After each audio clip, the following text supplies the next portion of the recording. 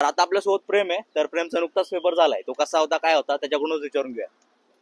Chemistry easy होतं. Okay maths moderate level पर्यंत आलं होतं. ओके आणि केमिस्ट्रीसाठी जर टेक्स्ट बुक रिडिंग तुम्ही चांगली केली तर तुम्ही 40+ आरामात जाऊ शकता. नक्कीच इझी क्वेश्चन्स होते.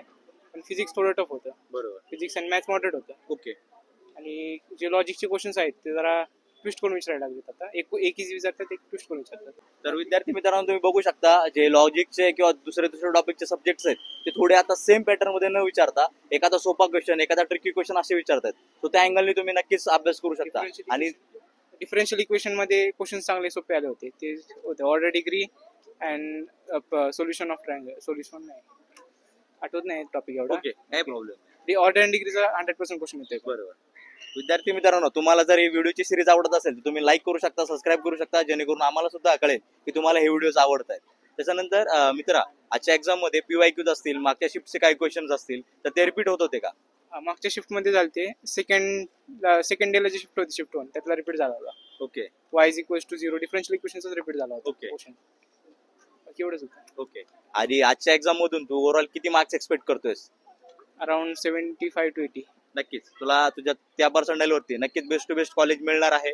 आणि युनियन एज्युकेशनची टीम नक्कीच तुझ्या मदतीसाठी असणार आहे. काय काळजी करायची हरकत नाहीये. आणि इथून पुढचे जे पण स्टुडंट येणार आहेत तर त्या स्टुडंटसाठी तू काय टिप्स देशील? त्यांच्यासाठी एकच टिप राहील की तुम्ही एक दिवस आधी पूर्ण काम राहा, फॉर्म्युले बरोबर रिवाइज करा. ओके जास्त लोड घेऊ नका. ओके एवढंच राहील. आणि तुमचे जे रिव्ह्यूज होते ते मी खूप बघितले होते ओके थँक्यू. लास्ट शिफ्टचे. ते खूप हेल्पफुल होते ओके शिफ्टसाठी. शिफ्ट मध्ये क्वेश्चन काय काय रिपीट पण झाले ओके. लास्ट शिफ्ट पासून. आणि टाइम मॅनेजमेंट व्यवस्थित होत होतं का? हा टाइम मॅनेजमेंट होत होतं. फिजिक्स केमिस्ट्री मध्ये होत होतं. मॅथ्स मध्ये थोडं फास्ट केलं पाहिजे. ओके. तर आता आपल्यासोबत प्रेम आहे. तर प्रेमचा नुकताच पेपर झालाय. तो कसा होता, काय होता त्याच्याकडूनच विचारून घेऊया.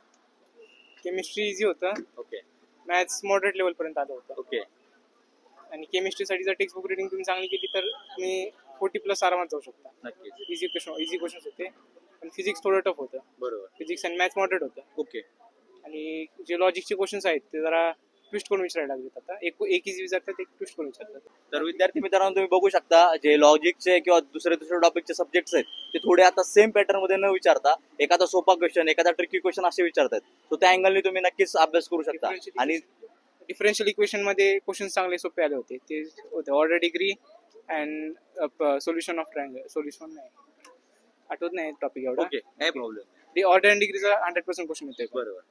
विद्यार्थी मित्रांनो तुम्हाला जर ही व्हिडिओची सिरीज आवडत असेल तर तुम्ही लाईक करू शकता, सबस्क्राईब करू शकता, जेणेकरून आम्हाला सुद्धा कळेल की तुम्हाला हे व्हिडिओज आवडत आहेत.